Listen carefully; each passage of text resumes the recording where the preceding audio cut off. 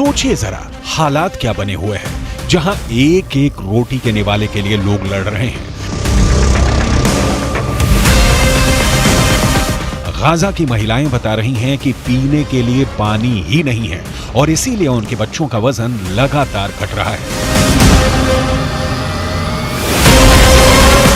सबसे ज्यादा बुरे हालात बच्चों के नजर आ रहे हैं, क्योंकि करीब 5000 बच्चे इस पूरे युद्ध में अब तक मारे जा चुके हैं और फिलिस्तीन दावा ये कर रहा है कि इतने बच्चे तो 1967 के युद्ध में भी नहीं मरे।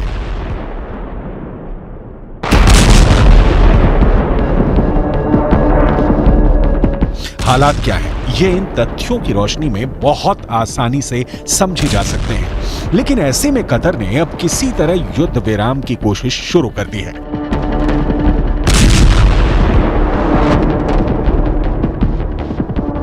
अरब देशों के शिखर सम्मेलन के ठीक पहले कतर ने पूरी ताकत झोंक दी है कि किसी तरह युद्ध विराम करवाया जाए, किसी तरह नेतन्याहू पर दबाव डाला जाए। इसकी पुरजोर कोशिश की जा रही है। अमेरिका ने पहले ये घोषणा कर दी थी कि गाजा पट्टी के अंदर 4 घंटे का मानवीय विराम रहेगा, यानी 4 घंटों के लिए कोई गोलीबारी नहीं होगी और लोग उत्तर गाजा से दक्षिण गाजा की तरफ जा सकेंगे। लेकिन अब नेतन्याहू ने यह साफ किया है कि इजरायल की तरफ से कोई भी युद्ध विराम नहीं किया गया है।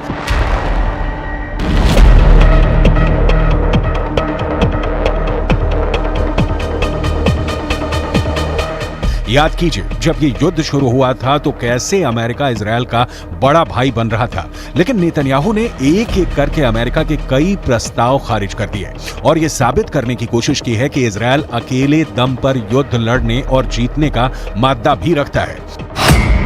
अमेरिका ने कहा है कि गाजा में ग्राउंड ऑपरेशन इतनी जल्दी ना शुरू किया जाए, लेकिन इजरायल ने ग्राउंड ऑपरेशन शुरू कर दिया। अमेरिका ने कहा कि पहले बंधकों को रिहा करवाया जाए, लेकिन इजरायल ने बंधकों के मसले पर कोई बातचीत ही नहीं शुरू की। अमेरिका ने कहा कि मानवीय विराम किया जाए, लेकिन इजरायल ने इस मानवीय विराम को भी नहीं माना।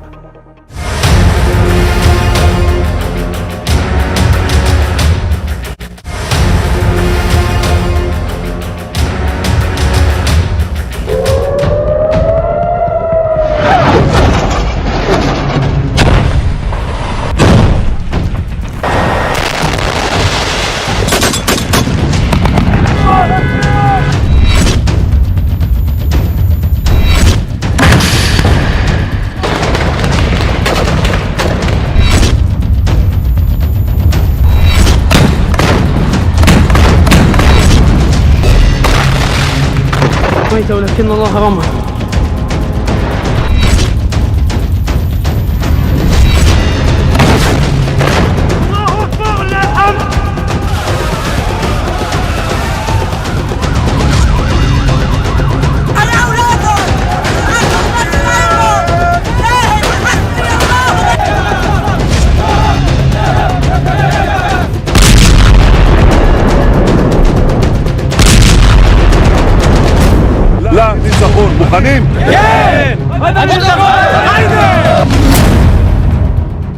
ऑपरेशन अल अक्सा की कसम, नहीं जीतेगा इजरायल।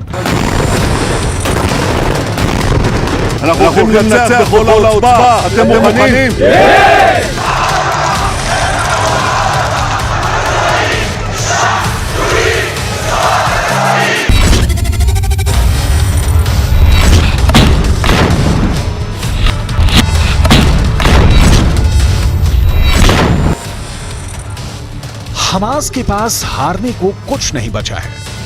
जीत के अलावा इजरायल के पास कोई दूसरा रास्ता नहीं बचा है। 7 अक्टूबर को जब हमास के हमले के बाद से 1 महीने से ज्यादा की जंग हो चुकी है, लेकिन अभी तक हमास के 45,000 लड़ाकों को इजरायली सेना सफाया नहीं कर पाई है। 1 महीने से ज्यादा की जंग में 40,000 के करीब गाजा में इमारतें तबाह हो चुकी हैं, लेकिन हमास फिर भी जंग कर रहा है।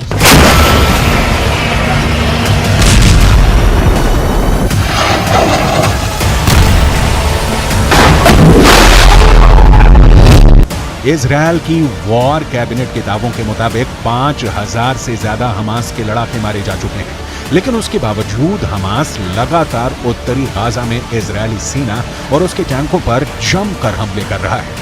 आखिर हमास के हमले रुक क्यों नहीं रहे?